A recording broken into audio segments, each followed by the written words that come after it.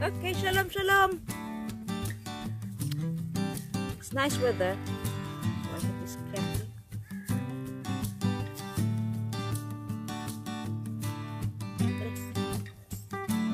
Cat.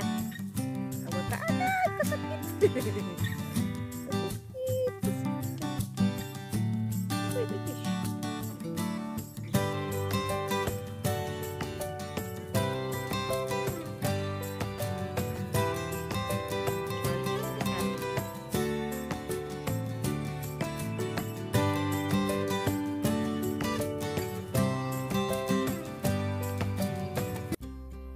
You know why is it in our heart?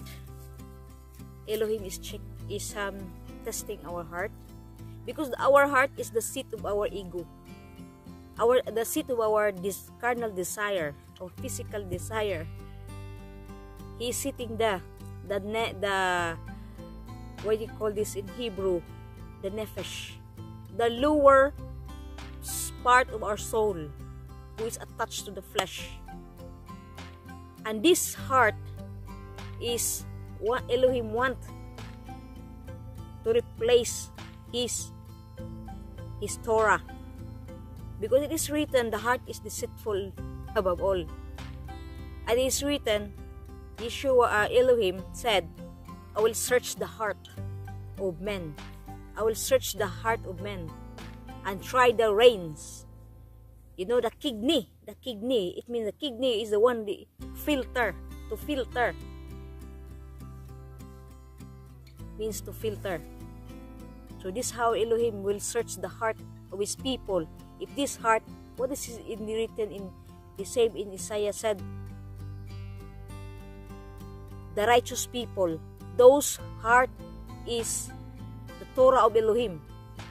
The Torah of Elohim.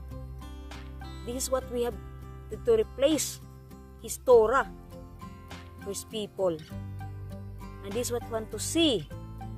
If his people is thirsting in his word, the manna we have in Mashiach,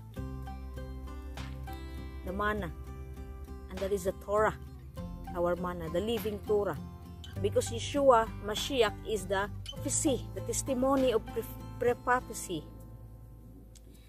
So this is how Elohim is searching his people, testing his people, if when they are ready.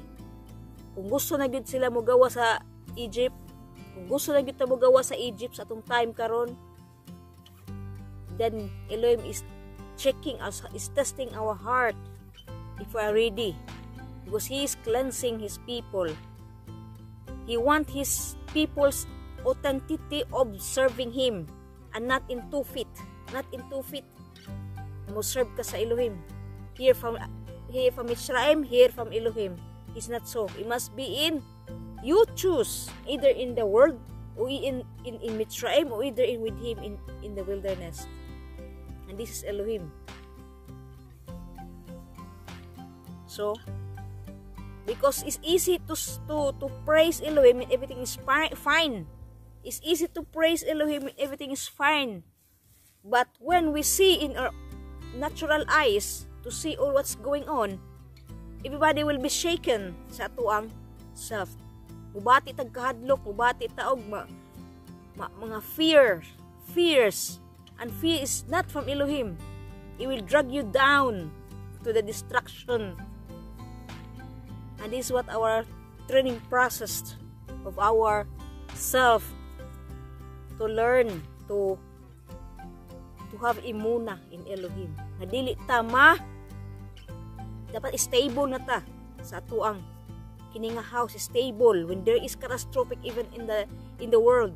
Our house is built on the rock in Mashiach, not built on the sun, not built on the hay, not built on the silver and gold. Those is nothing. It will not stand this rock, because it will not stand the house if our house is founded on these things. What is in the sand? No, it will not. When the water comes, it will break down all your foundation. The hay, when there's fire, it will burn. If it is the silver, gold, money, this will be nothing. But if it is in Mashiach, very strong foundation in Mashiach, it will be, no, cannot be beaten. It cannot be beaten. It cannot be shaken when we are in Mashiach. A strong faith in Mashiach, in Elohim through Mashiach. Because why? We will have a testimony in Messiah. When we are studying the Torah, we have the testimony of Messiah. You will see Mashiach, the whole Mashiach, the fulfillment of Yeshua from his first coming unto the end. Elohim will show us, and that is the picture of what we are reading in the Torah concerning the children of Israel in Mitzrayim. That is the spirit of prophecy. The spirit of prophecy, it is coming. It is there. It will open step by step if we are digging from that.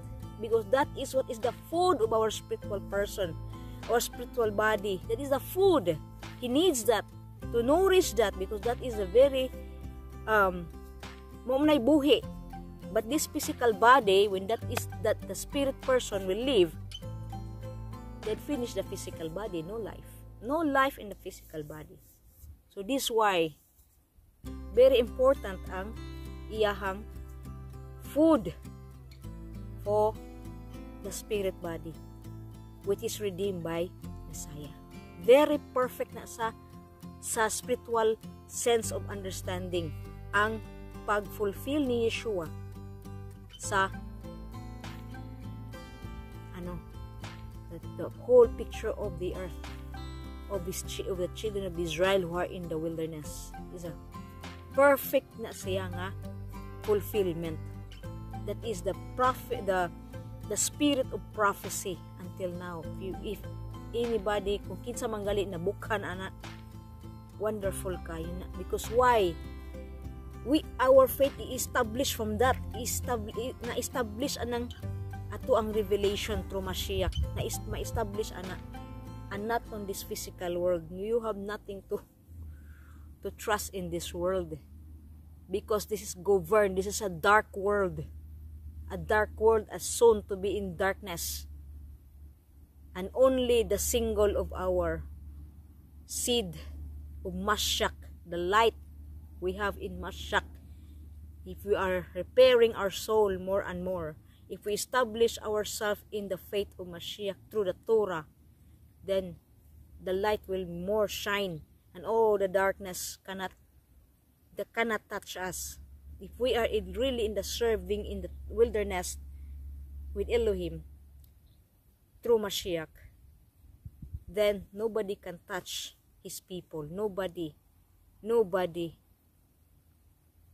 As long as we have to choose unto Elohim. I'm enough. I'm fed up with this world. Rescue us, Abba. Rescue us. But Elohim is still testing our heart. If we are ready. Are you really ready? Ready ba jud ka mo serve nako? I will say. Then think about the life of Job.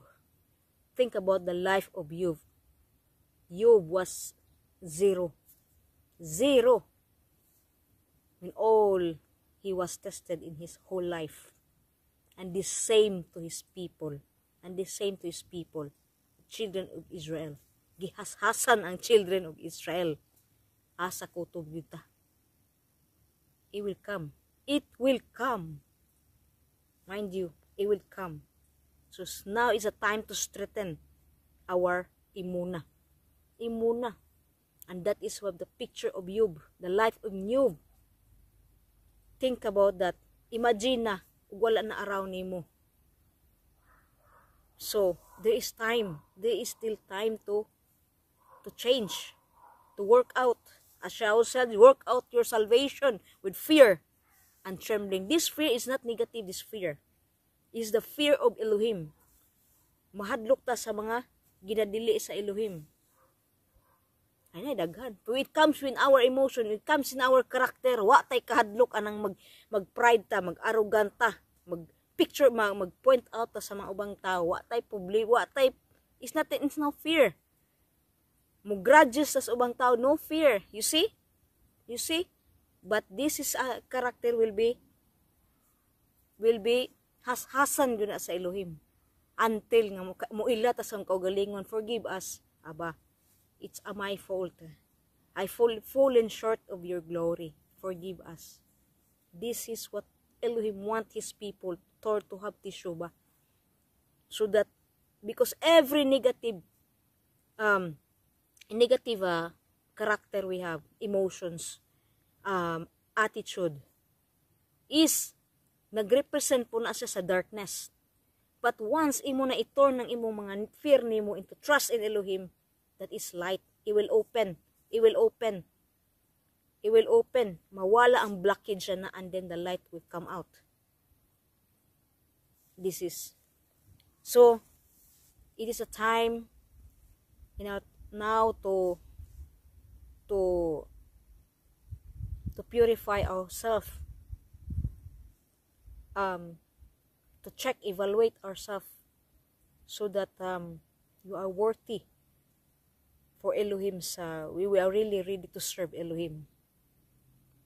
No, sayo na pagsulti. But when you say trials, then you will know how you will serve Elohim, if you can stand. This is how it is that the house is tested with fire in life. Hallelujah.